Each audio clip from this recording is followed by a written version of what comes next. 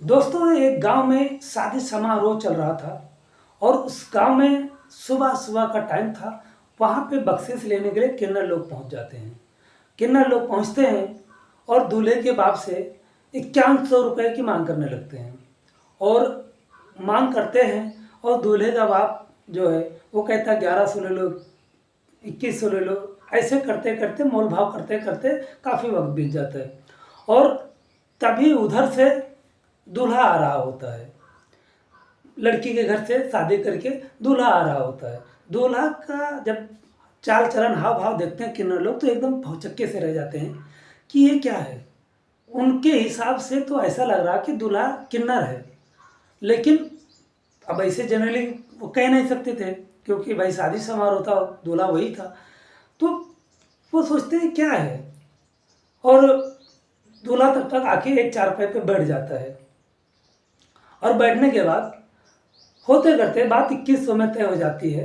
और दूल्हे का जो बाप होता है वो 2100 निकाल के देता है और कहते हैं ठीक है, मेरे बेटे को आप लोग दुआ कीजिए, आशीर्वाद दीजिए कि मेरे बेटे की बसी बसाई ज़िंदगी सुचारू रूप से सही ढंग से चल पाए।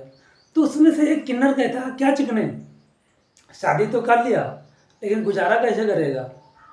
दूल्हे का बाप सुनता है तो एकदम सन्नसा हो जाता है। वो बोलता है कि गुजारा कौन करेगा, मेरा बेटा करेगा और कौन करेगा। किन्नर बोलते हैं वो तो मैं हम लोग समझ रहे हैं कि ये क्या है, लेकिन कैसे करेगा। दूल्हे का बाप समझ जाता है कि ये लोग पहचान गए इसको, शायद अब मामला गड़बड़ होने वाला वाला है। वो किन्नर लोगों के सामने हाथ जोड़ता है दूल्हे का बाप कि नहीं, आप लोग यहाँ से जाएं और हमने आपको बख्शीश दे दिया, अब आप लोग यहाँ से जाएं और आपका काम हो गया। लेकिन किन्नर लोग सोचते हैं कि अगर मैं चली गई यहाँ से तो एक लड़की की ज़िंदगी का सवाल है।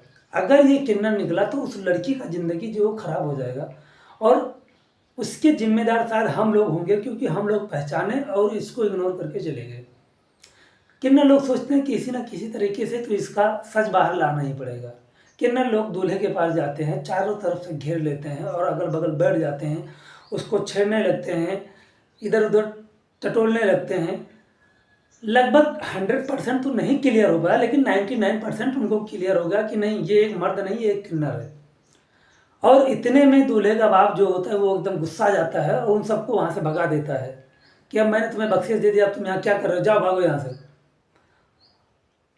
किन्नर लोग वहाँ से चले जाते हैं, बारात से तो चले जाते हैं और वो बारात से जाने के बाद सीधा लड़की वालों को घर चले जाते हैं।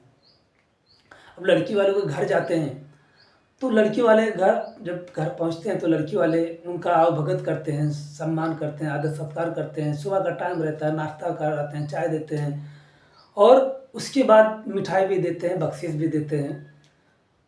उसके बाद लड़की वालों के परिवार से वो किन्नर कहते हैं कि जिस लड़के से आप उसकी लड़की की शादी कर रहे हो, क्या उसको आप लोग पहले से जानते हो या लड़की लव मैरिज करके शादी कर रही है, कैसे कर रही है। तो लड़के वाले बोलते हैं कि नहीं, ये अरेंज मैरिज है, हम लोगों ने पसंद किया है और लड़की लड़के ने एक दूसरे को देखा है, पसंद करके शादी हो रही है। तो किन्नर लोग बोलते हैं नहीं, मुझे कोई डाउट है, वो लड़का मर्द नहीं बल्कि मुझे लगता है कि मेरी बिरादरी का वो किन्नर है। ये सुन करके पूरे घर वालों का तो समझ लो पैरों तले से ज़मीन निकल जाती है। वो लोग सोचते हैं अब करें तो क्या करें। अगर ये लोग कह रहे हैं तो हो सकता है सच भी हो सकता है। उसमें से एक औरत बोल बैठी कि हाँ, मुझे रात से ही लग रहा है कि ये लड़का कुछ अलग है, मतलब नॉर्मली जैसे सब मर्द होते हैं वैसा नहीं है, ये कुछ अजीब सा लग रहा है, अटपटा सा लग रहा है। तो लोगों का और थोड़ा शक गहरा जाता है। और उसके बाद घर वालों का एक संगठन बनता है, घर की औरतों का एक संगठन बनता है। लड़के की भाभी का इज्जत तो है जो दांव पे लगा देती हैं, कहती हैं गिफ्ट देने के बहाने तुम उसको अंदर ले जाओ, कमरे में ले जाओ और उसका सब कुछ चेक करो कि वो मर्द है या एक किन्नर है, और उसके बाद फिर डिसाइड होगा कि करना क्या है। दोस्तों, उसके बाद जो होता है वो बहुत ही हैरत अंगेज होता है, बहुत ही सोचने वाली बात होती है। आप लोग वीडियो में बने रहें अंत तक। आगे बढ़ने से पहले एक ही रिक्वेस्ट है कि अगर आप लोग मेरी वीडियो को देख रहे हैं तो वीडियो को लाइक कर दीजिए, चैनल को सब्सक्राइब कर लें ताकि ऐसे ही वीडियो आप तक पहुंचती रहे। और अब वीडियो अच्छा लगे तो वीडियो को शेयर कर दीजिए और इस चैनल को प्यार और सपोर्ट दीजिए। मेरा चैनल नया है, मैं भी नया हूँ, तो अगर कोई गलती है तो माफ़ कीजिएगा। चलिए वीडियो में आगे बढ़ते हैं। जब ये प्रोग्राम बन जाता है कि अभी दूल्हा जब गिफ्ट लेने के लिए आएगा तो दूल्हे की भाभी को तैयार किया जाता है, और ठीक वैसा ही होता है जब दूल्हा गिफ्ट के लिए आता है, गिफ्ट लेने के लिए आता है, यह जनरली हर जगह होता है। तो दूल्हे की जो भाभी होती है वो दूल्हे को एक कमरे में लेके चली जाती है और कमरा अंदर से बंद कर लेती है, और दूल्हा एकदम परेशान हो जाता है कि ये क्या हो रहा है। दूल्हे की भाभी बोलती है कि जीजा जी, हमारे यहाँ ये रिवाज है, ये रस्म है कि जो दूल्हे की भाभी जो दुल्हन की भाभी होती है वो दूल्हे के साथ में सब कुछ करती है जो वो अपने पति के साथ में करती है। और ये हमारे यहाँ एक रस्म है, एक रिवाज है जो आपको मेरे साथ करना पड़ेगा। दूल्हा एकदम भौचक्का सा रह जाता है, क्या हो ये, मतलब ऐसा कैसे। वो बोलता है भाभी मेरे यहाँ तो ऐसा कुछ नहीं होता। बोलिए आपके यहाँ तो नहीं होता होगा, लेकिन हमारे यहाँ ऐसा होता है और आपको वो सब करना पड़ेगा जो एक पति पत्नी के बीच में होता है। दूल्हा समझ में नहीं आ रहा था कि मैं करूँ तो अब क्या करूँ। दूल्हे की जो सरहज होती है दूल्हे को बेड पे पटक देती है, लाइट बंद कर देती है और अपने जो साड़ी होती है वो उतार देती है, ताकि उससे दूल्हे का जो अट्रैक्शन है, जो उसकी मर्दानगी है वो बाहर आए। क्योंकि जनरली अगर कोई भी मर्द होगा, अगर ऐसा उसके साथ में किया जाएगा तो बर्दाश्त नहीं कर सकता। ये दुनिया का एक सच है। और जो दुल्हन की जो भाभी होती है वो दूल्हे के पास लेट जाती है और लेटने के बाद उसको हर तरह से टच करने लगती है, उसको हर तरह से छेड़ने लगती है, उसको किस करने लगती है, ताकि इसका जो मर्दानगी है वो जागे और मैं चेक कर पाऊँ कि हाँ जो मेरे ननद है उसके लिए सही है कि नहीं है। क्योंकि शादी तो हो चुकी थी, अगर विदाई हो जाती तो वो उस लड़की से दोबारा कोई अच्छा लड़का शादी तो नहीं करता। इसलिए अभी विदाई तो हुई नहीं थी, सिर्फ शादी हुई थी, तो अभी बहुत कुशल मंगल है। इसलिए वो जो उसकी भाभी होती है वो अपनी इज्जत दांव पे लगा देती है। अब 1 से 2 घंटे बीत जाते हैं, वो जो दूल्हा होता है वो कुछ नहीं करता है, एकदम नर्वस रहता है, और उसकी जो मर्दानगी होती है वो 1% के लिए भी नहीं उभरती हुई, एकदम नहीं जाती है। और उसकी जगह दुल्हन जो है वो पानी पानी अलग हो जाती है, जो उसकी भाभी होती है वो पानी पानी हो जाती है। लेकिन दूल्हा जो होता है वो टस से मस नहीं होता है। दूल्हा अपना जो सर है वो नीचे करके ही रखता है। 1 से 2 घंटे बीत जाने के बाद उसकी भाभी उठती है, लाइट जलाती है, अपने कपड़े पहनती है, कपड़े सही करती है, उसके बाद उसको टाइट आवाज़ में पूछती है। इधर बाहर में जितने लोग थे वो एकदम परेशान है कि अंदर क्या हो रहा है। इतना समय बीत गया, 1 घंटे 2 घंटे 1.5 घंटे बीत गया, अंदर चल क्या रहा है। क्या वाकई में दूल्हा किन्नर है या वाकई में दूल्हा मर्द है। अगर मर्द है तो दुल्हन की भाभी के साथ में क्या किया होगा। उधर जो दुल्हन का भाई होता है वो भी इसी टेंशन में परेशान है कि मैं अगर वो मर्द निकला तो मेरी बीवी का आज क्या होगा।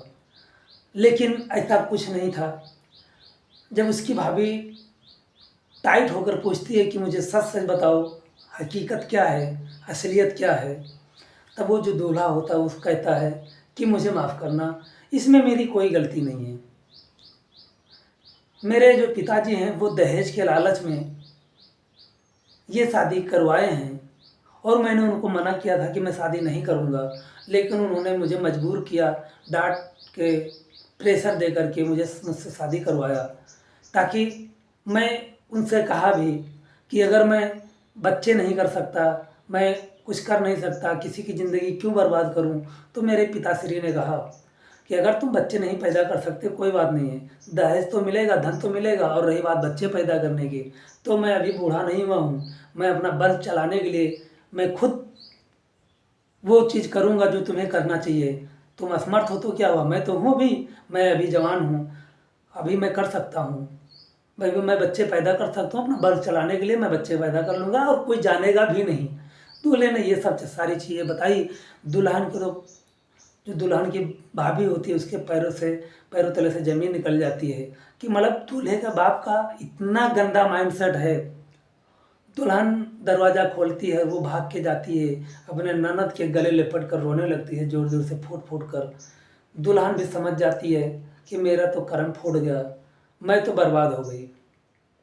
फिर दोस्तों, दुल्हन वालों की तरफ से पुलिस को बुलाया जाता है और पुलिस को बुलाने के बाद पुलिस वाले भी करते तो क्या करते, उन्होंने एक समझौता करवाया कि जितना भी लड़की वालों का खर्चा हुआ है वो लड़के का बाप दे, और उसके बाद यहाँ से बारात लेकर के जाए। क्योंकि वैसे भी जनरली तो रात को सब भाग जाते हैं, बचते हैं तो खास 4 से 10 लोग बचते हैं बारात में, जितने दूल्हे के और दूल्हे के बाप के जितने खास नात रिश्तेदार होते हैं वही बचते हैं।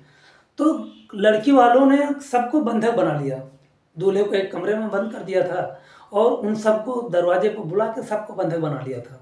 तो इसलिए कोई कहीं भाग नहीं सकता था। और लड़के का जो बाप था वो लालच के चक्कर में एक लड़की का ज़िंदगी बर्बाद करने जा रहा था। अपने लड़के का तो, उसके लड़के का तो फिलहाल जो था वो था ही, दहेज के लालच में, जिस्म के लालच में वो ऐसा एक काम करने जा रहा था जिससे ना समाज एक्सेप्ट कर सकता है और ना ही कोई भी व्यक्ति एक्सेप्ट कर सकता है। तो पुलिस वाले को समझौता करवाने के बाद बात 5 लाख रुपए की आती है कि 5 लाख रुपए दे और अपना जो सर सामान लड़की वालों ने दिया है वो भी वापस करें और उसके बाद अपनी बारात वापस लेके जाएं। लड़के के बाप ने 5 लाख रुपए लड़की वालों को दिया और सर सामान जितना भी दिया था वो सब वापस किया और उसके बाद अपनी बारात को और अपने बेटे को लेकर के वहाँ से वो चला गया। दोस्तों, यहाँ पे सवाल ये उठता है, क्या ऐसा करना सही है? किसी भी लड़की की ज़िंदगी के साथ में खिलवाड़ करना सही है? आज के डेट में आप लोग सुन रहे होंगे, कहीं कोई लड़की जला दी जा रही है, कहीं कोई मार दी जा रही है। जितना अत्याचार आज के डेट में लड़कियों पे होता है, ये बहुत ही दंडनीय, बहुत ही निंदनीय, बहुत ही शर्मसार करने वाली बात है।